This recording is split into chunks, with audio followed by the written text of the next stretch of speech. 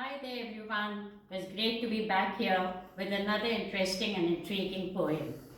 And for all those who are watching me for the first time, I'm Purnima from Bangalore and I've been teaching English since quite a long time.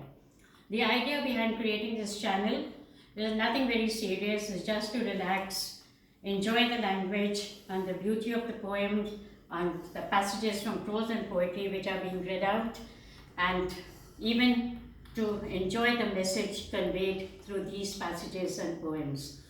The one which I'm doing now is titled The Ploughman, written by the well-known Lebanese-American poet Khalil Gibran. We have done one of his poems before, and Khalil Gibran, through the prophet, through the words of the prophet, has explained the various situations of life, how to deal with life, and how to live life in general. And today's poem deals with the topic of work. It is the ploughman who asks the prophet to speak to us of work. Then the ploughman said, "Speak to us of work." And he answered, saying, "You work that you may keep pace with the earth and the soul of the earth." So what is the question the ploughman has asked the prophet to speak on? Why should we work and on work? I'm sure all of us have got the answer in mind, which is very important and very valid, that we all work to earn a living, to look after our families, to give them the basic necessities, and to lead a good life in general.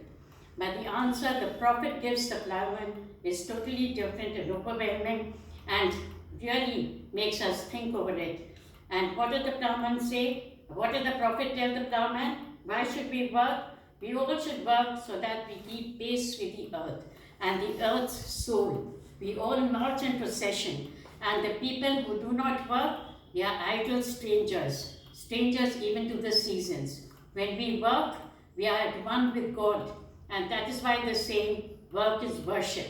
And those who do not work have to step out of this procession and carry on with their lives separately. Whereas those who work are like a flute, and that is what the prophet says. For to be idle is to become a stranger unto the seasons and to step out of life's procession that marches in majesty. So all those people who work, they march in majesty, royally, because they can hold their heads high and go to work. Whereas the people who do not work, they are like reeds, dumb and silent. And that is what he says about the people who work. When you work, you are a flute, through whose heart the whispering of the hours turn to music. And those who work are creating music. The passage of time, the hours, the days, the months, they turn into music. Which of you would be a reed, dumb and silent, when all else sing together in unison? And who are the people who like to be idle and like to be like dumb, silent reeds? They are the ones who are proud and arrogant. They don't want to submit themselves before the infinite, before God. Always you have been told that work is a curse and labor a misfortune. Now what are the wrong ideas that we have about work? Very often we are told that work is a curse, work is a burden, and life is a curse, and labor is misfortune. But what does the prophet say to that? But I say to you that when you work, you fulfill a part of earth's furthest dream. And what do we do when we work? Everyone is assigned a role to play on earth. And everyone has to perform that role so that they can be one with God. And those who don't have to step out of this procession, which marches royally and majestically. And what do we do when we work? We are enhancing the earth's dream. We are fulfilling the earth's dream, assigned to you when the dream was born. And to love life through labor is to be intimate with life's innermost secret. And what do we do when we work? We love life. In truth, we are actually loving life. But if you endure pain, call birth an affliction. But when we are in pain and suffering, and we keep cursing our life, that even to get birth on this earth is a curse. And that is what we have to change by working, by toiling with all our heart and soul with the sweat of our brow. What do you mean by sweat of our brow? By working hard, by toiling. And once we work with the sweat of our brow, our fate will change, our destiny will change, our life will change, and misfortune will turn into fortune. And people say that it is written in our faith that we have to work so hard, and work is a curse. But whatever is written in our faith, the misfortune which we all think will be wiped away with hard work and by labor and work.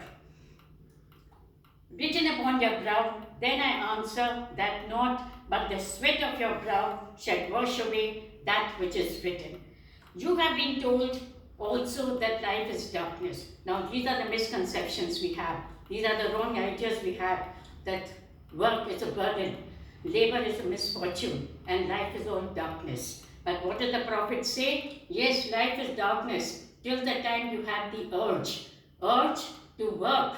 And all urge is also useless till the time we have knowledge. And all knowledge is in vain till the time we have work. And all work is empty till the time we do it with love.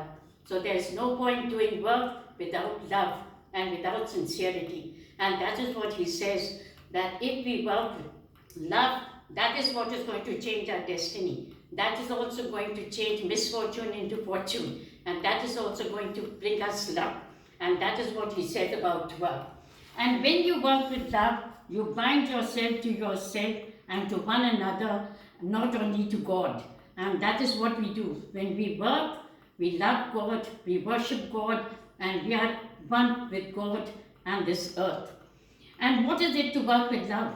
And what are the examples he gives to work with love? It is like a weaver weaving the cloth, as though his loved ones is going to wear it. It is like a builder who builds a house, as though his loved ones are going to live in it. It is like a farmer sowing the seeds with tenderness, as though his loved ones are going to reap the harvest. And what is it to work with love? It is to weave the cloth with threads drawn from your heart, even as if your beloved ones were to wear that cloth. It is to build a house with affection, even as if your beloved were to dwell in that house.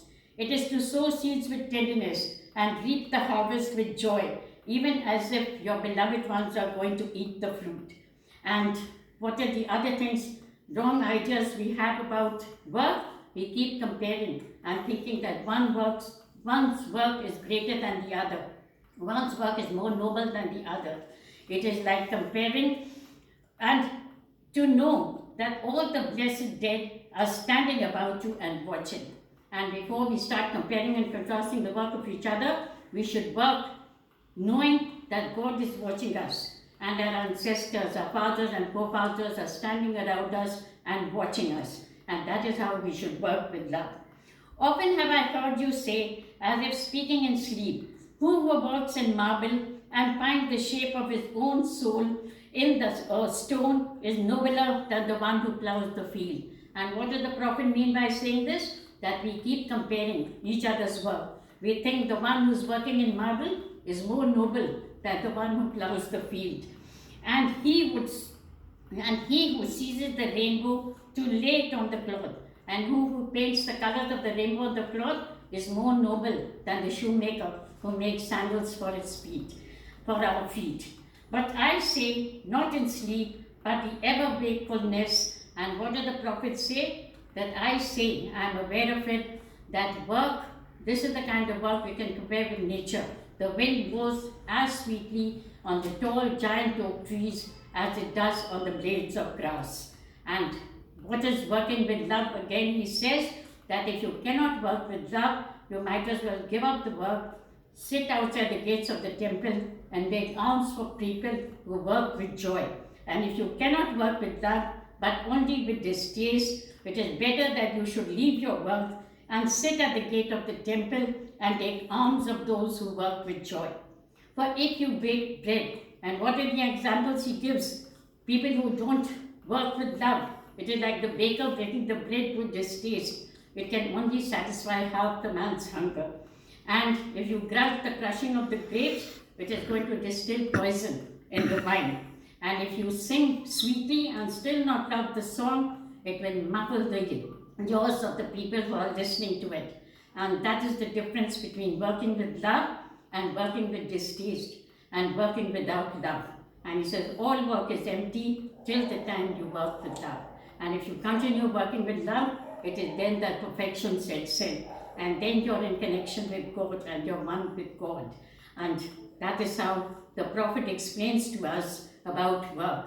No doubt, the obvious reason is we have to earn a living, we have to look after ourselves and our family, but these are the reasons why we should make it a point to get involved in some work or the other, and especially everyone is assigned a role to play. And I'm sure after listening to this poem, you all will get motivated to enjoy your work and do it with love and sincerity, although God is watching you. And there is no end to the amount of work we can do. We should all work with sincerity and love, and that is what the Prophet tells us about work. And it gives us a totally different idea about the work we do. And from hence onwards, I'm sure all of us will be really working and working with passion and love. So there again, we found a poem which has got a lot of meaning in it, and should not get carried away with the wrong ideas which we keep hearing about work. So next time again, we find a very interesting topic for all of us to learn more than enjoy. We have learned a lot from this poem, that we are here to work and work with love and to be in peace with the earth and the soul of the earth. So bye for now. I'll come again. Again, I'll choose another poem from which we can learn and at the same time we can enjoy. So bye for now.